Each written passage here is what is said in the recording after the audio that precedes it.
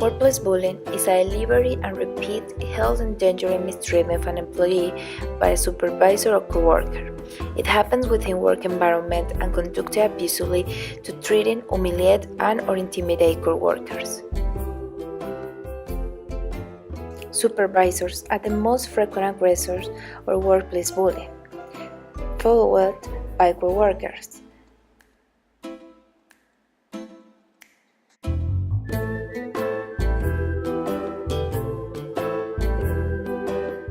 According to a Workplace Bullying Institute, 35% of total working population in the United States have experienced workplace bullying.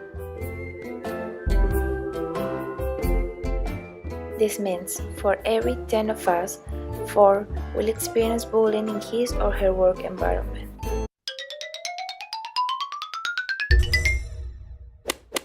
What is dangerous about workplace bullying is that it happens around the world, and its practice differs among cultures. Some might be less explicit than the other. First, let's take a look at what type of workplace bullying that mostly occur in Latin American countries.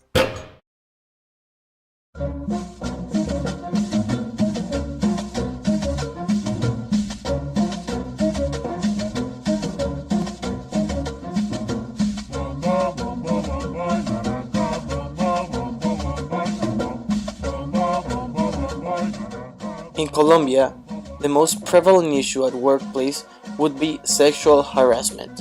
A study showed that 51% of workers in Colombia reported to have been sexually harassed in their workplaces by superiors or co-workers. 72% of workers have received unwanted flirty or sexual emails or texts. And with the same sample, 72% have reported unwanted physical contact from superiors or from members of the staff.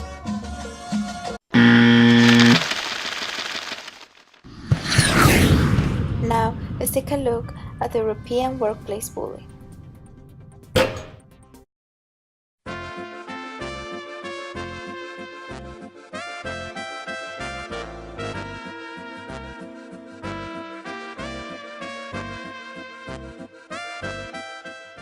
In Germany, workplace bullying, or mobbing, as they call it, takes form in intimidation by power. Usually supervisors and higher-ups intimidate subordinates by constant and/or intrusive monitoring.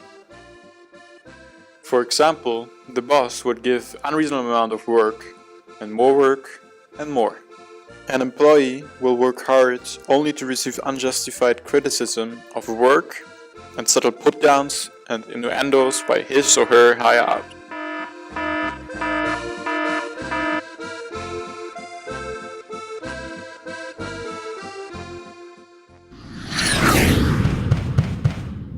Next, let us go to the United Arab Emirates.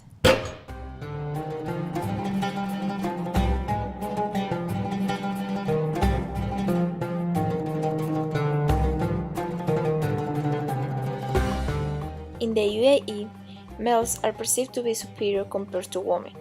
They are seen to be more reliable and more intelligent, resulting into a highly segregated and gender-biased work environment. Often seen as incompetent and unrecognized, women are excluded from social groups at work. Therefore, males are preferred to hold higher positions in a company compared to their female counterpart. Now, let's take a look at Asian workplace bullying.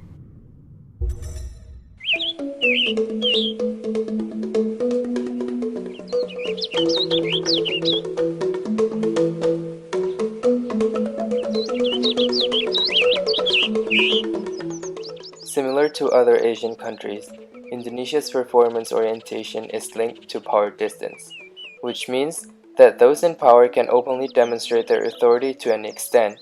Simply put, if you are in power, you're always right.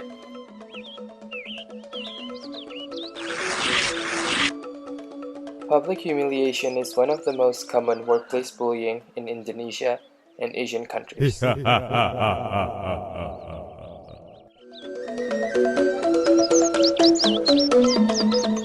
Because of this, bosses and superiors abuse their power and authority to unjustly criticize and verbally abuse people who are in lower ranks or seen as inferior.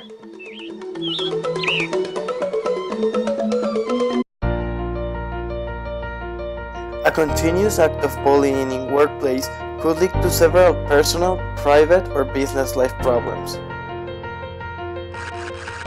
A study has shown that 98% of bully victims have experienced mistrust, loss of motivations, and nervousness inside or outside of their work environment. Bully targets could experience physical sickness related to stress and harassment. Bullying leads to reduced productivity, creates costs for medical treatment, and potentially could tarnish the company's name. Now, what can we do to make workplace a shared, safe place for everyone? Build good and respectful relationship within work environment between management and staff. Create a safe and tolerant place where race, gender, sexual orientation, and physical appearance do not hinder us from achieving a productive outcome. Make a crystal clear company culture which to be enforced to all staff members from the top to bottom. As we conclude, we came up with a 3-step program of making workplace an inclusive, anti-bullying place.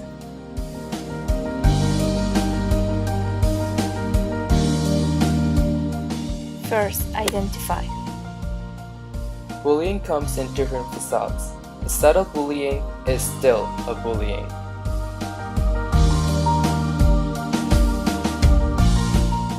Second, speak up.